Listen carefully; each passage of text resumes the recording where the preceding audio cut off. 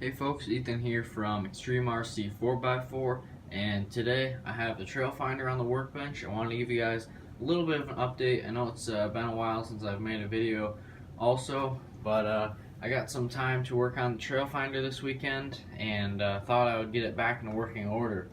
Now you might be wondering why it wasn't in working order, and that was because my RC 4-wheel drive remote, which I believe is the problem, caused this truck to go basically haywire on me the last time I had it out.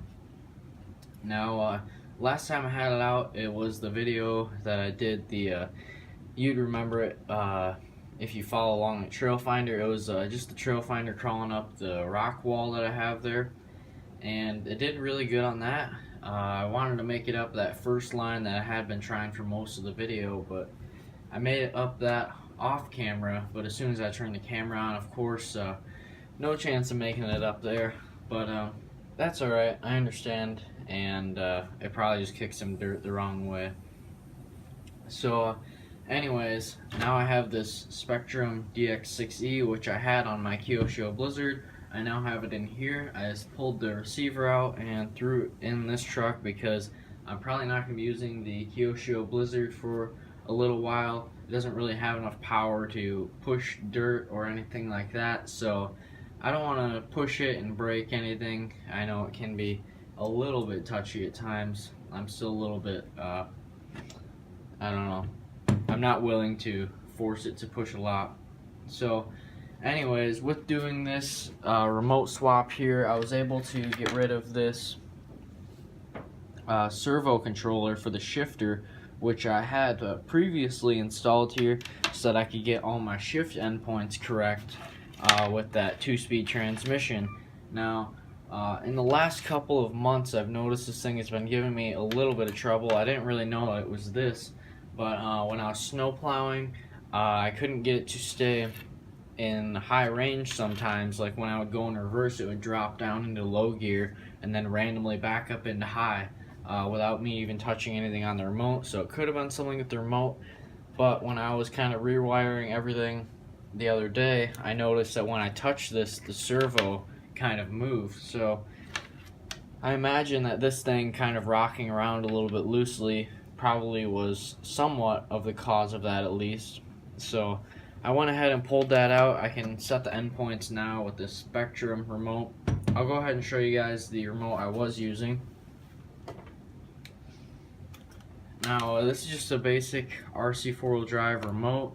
It's a 4-channel remote. You have your 3rd channel here and your 4th channel on the back with, of course, steering and throttle.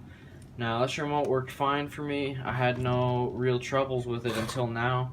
In fact, I even have a second version, which I actually really like, too. They don't have a ton of settings to them. They're really just a basic 4-channel remote. I think it would be really nice if more vehicles came with a remote like this, where you have a 3rd or 4th channel option already from the factory, because a lot of people go out and install winches and things like that on their trucks where you need the extra channels. But this wasn't a real expensive radio compared to some of them on the market. I believe it was $80. So I thought it was a really good remote. I've had this remote for years and years and years. So I understand maybe I just need to rebind the remote and the receiver. But what was happening was this thing went full throttle in reverse and I could not get it to stop. I tried reprogramming the ESC or resetting it up, however you go through that programming series, and TCAN ESC wouldn't even recognize the remote's neutral as a neutral. I actually had to pull the trigger either forwards or backwards, I can't remember which, to get it to recognize neutral. But anyways, it works really good now. I have a ton of settings on here, guys. I would love to tell you about them all. So on this switch here, this is my gear select. So I think low range, neutral, sometimes it'll go into neutral. There's a little bit of play in there. It's really tight. And then high range here on this switch, as well as on this switch I have a throttle cut. just in case it decides to go haywire on me again, but I'm not sure if that'll do much. We'll have to see. So this is throttle off and then throttle on, so I just leave that off so I don't bump it or anything. And this here is my throttle curve. I have a switch for my throttle curve, yeah. But in 2 here, it's basically at 50% up on the stick is 100% throttle. This was really good for me when I'm going back and forth from my house to the RC track, so I don't have to have my thumb jammed up like this. I can just cruise with it low down here.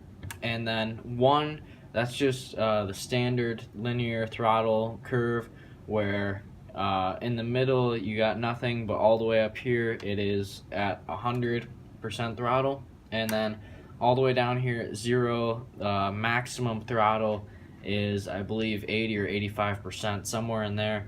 So that's really good for crawling. I really like that. You can get a whole lot more control, in my opinion. But I planned on using this 3-position switch here for a winch if I ever put one on this truck. I have a bunch of winch parts from my old winches, and I have a spool and the casing from my old Bulldog winch. Kind of decided to fall apart and the case is cracked where the screws go through. So maybe I'll try machining a case out of aluminum, in which I'll be able to use on this truck eventually. I'm not really sure at this point, but I have seen a product on RPP's website where you can mount a winch just in the front of the frame here before the bumper, so it'd basically be inside the cab. I thought that was really awesome. I'd love to have a winch set up like that. But anyways, that's pretty much all the changes with this remote here. This is my throttle and that's my steering. I have them on separate sticks. I don't think I mentioned that yet, but it is a 6-channel remote, so I have a ton of options, all these extra switches on here. I haven't even gone through all the settings on this. I probably spent an hour setting it all up how I like it. But this radio box here is working good for me. There's a lot more room in there actually without this.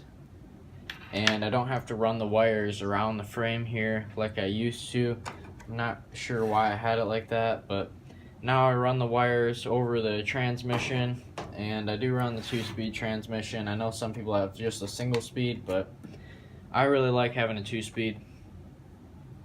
And one issue I was having with this radio box that I built was there's a hole for wires right about here. So all the dirt that the tire's kicking up was getting thrown into the radio box. So what I've done here is taken some actual bike tubing. If you save these popped bike tubes, I'm sure you'll be able to come across them. Go to a bike shop. I mean, I imagine they would give you them for next to nothing or free. I don't see a real use for them. But what I've done is cut a chunk of it out. You can kind of see the seal around the radio box here in the front and as well as down here. Now my radio box mounts with 1 screw, so I poked a hole through the bike tube and ran that screw through it, and then ran it back around into these holes so that it pulls it tight, and now the wires can get through without being pinched, and they just go right in there. So that keeps the dirt out of there. And then I have this zip tie here just to hold the top down. These ESC wires kind of push on it. So it's not the absolute best situation, but there's actually a lot of wiring in this truck. I'd love to eventually put lights on this. Oh yeah, there you can see it's in neutral. How nice is that? But I'd like to get some lights in here. I got some light buckets that go in this bed, machined out of aluminum already, and this bed is only double-sided taped on here right now. So over the summer, or if I get some time to work on it, I'd really like to finish this bed up. I know it's been kind of a long project, but it looks good how it sits right now, so I don't really have to do anything about it necessarily. And I also plan on the suspension. Right now it's basically bottomed out for my plow setup so that the plow won't sag the front down. So these shocks are bottoming out the leaf spring so the axle won't droop or go up right now. But the rear axle I have a set of stiffeners in there.